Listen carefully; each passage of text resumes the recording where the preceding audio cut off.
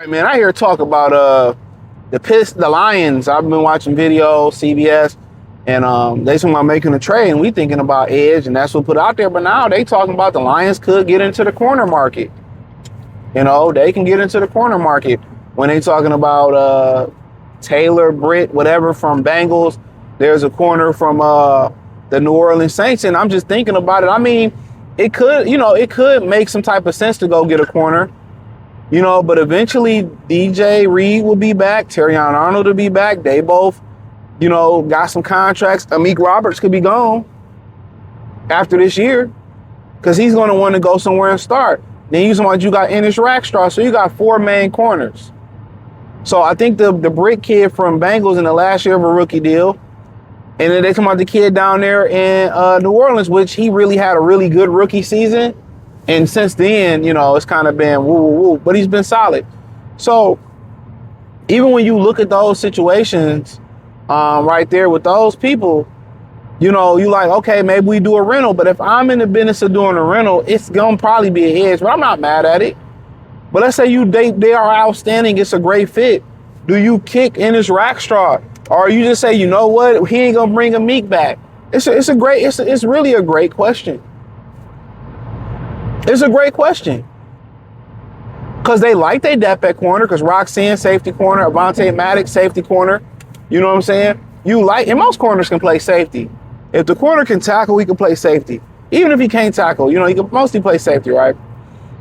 So this whole idea that they may go out there and throw a pokeball and capture a corner, I really think it's very interesting to see what happens in the future with that, to be honest with you. That's a very honest question, interesting thing, because okay, we don't bring back Amik. Do you cut Ennis Rackstraw? And then where does this third corner lie at? Because at that point, you're just looking for a nickel. So they got a lot of depth at corner, and they got a lot of cream at the top of this fucking latte. Because you got DJ Reed, top guy. Terrion Arnold, top guy. You got Amik Roberts, top guy. Ennis Rackstraw could be a top guy. Even if you move Amik out, do you say, you know what, I wash my hands of Ennis Rackstraw? Okay, that's fine and dandy. We wash our hands of Ennis Rackstraw. Fine. But then you got to ask yourself as well, too, if we wash our hands from him, you know what I'm saying? Who you going to come in and get a nickel? You ain't going to get Taylor Britt to be a nickel. You ain't going to get the kid from New Orleans to be a nickel. You ain't going to move Terrion back to the nickel. So, really, it will be a rental. You know what I'm saying? It'll be a rental, but you should get Maddox back. Hamstring issue. It could be tricky. Roxanne should be okay. DJ Reed should be okay. Terrion Arnold still could be okay. You find that Isaiah White guy from the XFL. I really don't see them going to mortgage the future on a rental on a corner. But, an edge rusher, I can see that happening. They say, oh, we're not trading Max Crosby. You already know that. So when we start having these conversations, maybe you look at Cam Jordan, some belief that New Orleans Saints might sell some people off. You look at Cameron Jordan, that makes a lot of sense. The personality, the work ethic seems to fit what the Detroit Lions about. Schematically, he seemed to fit. There you have it. He ain't got to come here and take 1,000 snaps neither. He can stay fresh, and then you can ramp it up for the playoff time. So, but when you look at the current position of corners in the future, they're pretty set, to sit there and pay another corner unless they plan on moving a couple guys. So I'm going to believe that Amik Roberts is going to get a bunch of money somewhere else. He's going to go somewhere next year and start, and I think they would hope that Rackstraw will be ready to contribute in some way next year. But if that's not the case, that Isaiah White kid is pretty good. They got a great eye for talent. They roster is just packed with a bunch of talented guys. They have a great eye for talent. That's one thing you got to say about the Detroit Lions. They eye for talent is E-T-I-L-E, elite, backwards. It is elite. It is elite. It is elite. So, but yeah, I mean, shit, it is what it is. It is what it is, man. So I just don't really see that make sense unless it's a perfect deal. But especially you got to pay guys soon. I think you wait till the Calvary come back pretty healthy. I see that kid from Boise State already doing chest workouts and all that type of stuff. I just never put stock in him. I know people like the energy and they like his attitude, but 6th-round draft pick, whatever he was, I don't think he'd be back this season, but maybe next year. They just got to do a better job of finding more durable guys. They gotta put that at the top of their draft board, but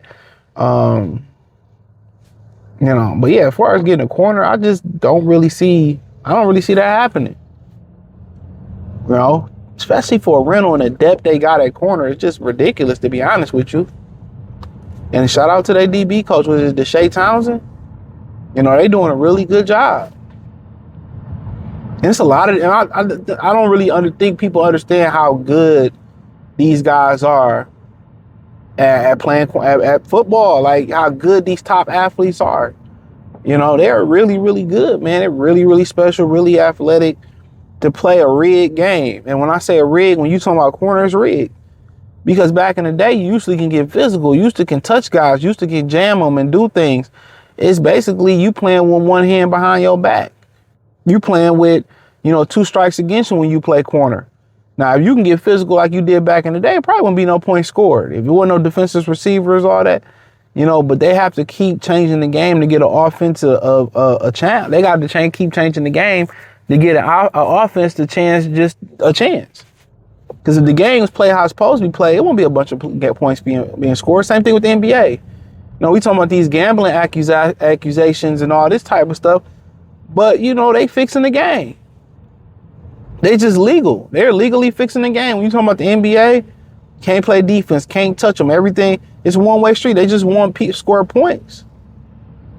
And the difference between what they deem legal and illegal is just, it depends on what side of the hustle you on. If you're on the side of the hustle with the United States and the NBA and the NFL and Vegas, you on the right side of the hustle. If you're on the other side of the hustle, and all it boils down to is, a lot of that time they want a piece of your money. That's it.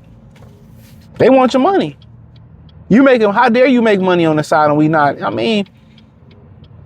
The government drawing morality lines, that should bother you first and foremost. One of some of the most immoral people you'll find. They drawing a morality line is just crazy. Them drawing a fucking morality line is just ridiculous. So, but it is what it is. Check out Detroit Lions Talk playlist. Thumbs up the video, share the video. Subscribe to the channel. The subscribe button is the bell icon button. Hit all notifications. Increase your chance. Get notifications. We go live and drop video at the link tree. You can find me everywhere. Peace.